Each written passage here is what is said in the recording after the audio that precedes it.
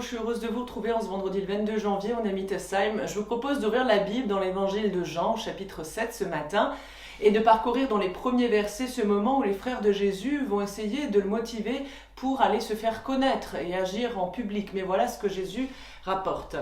Après cela, Jésus parcourut la Galilée. Il ne voulait pas aller et venir en Judée car les autorités juives cherchaient à le faire mourir. La fête juive des Huttes était proche. Les frères de Jésus lui dirent « Pars d'ici et va en Judée, afin que tes disciples aussi voient les œuvres que tu fais. Personne n'agit en cachette s'il désire être connu. Et puisque tu fais de telles œuvres, agis en sorte que tout le monde te voie. » En effet, tes frères eux-mêmes ne croyaient pas en lui.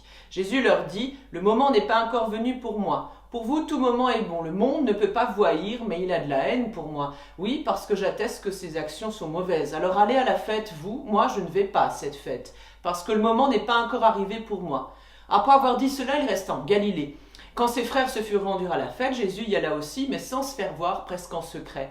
Les autorités juives le cherchaient pendant cette fête et demandaient « Où donc est-il » On discutait beaucoup à son sujet dans la foule. « C'est un homme de bien », disaient les uns. « Non », disaient les autres, « il égare les gens. » Mais personne ne parlait librement de lui parce que tous avaient peur des autorités juives.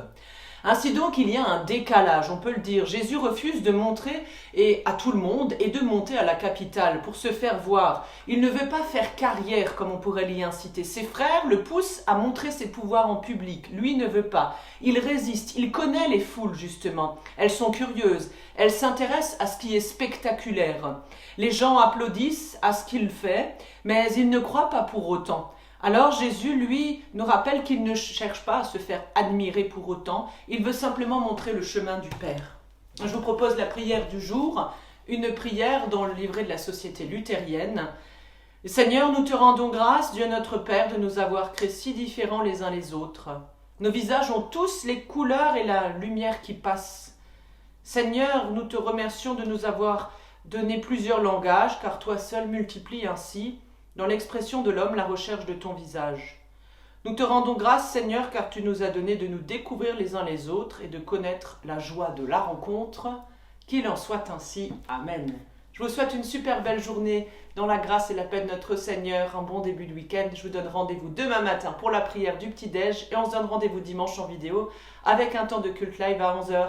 Portez-vous bien.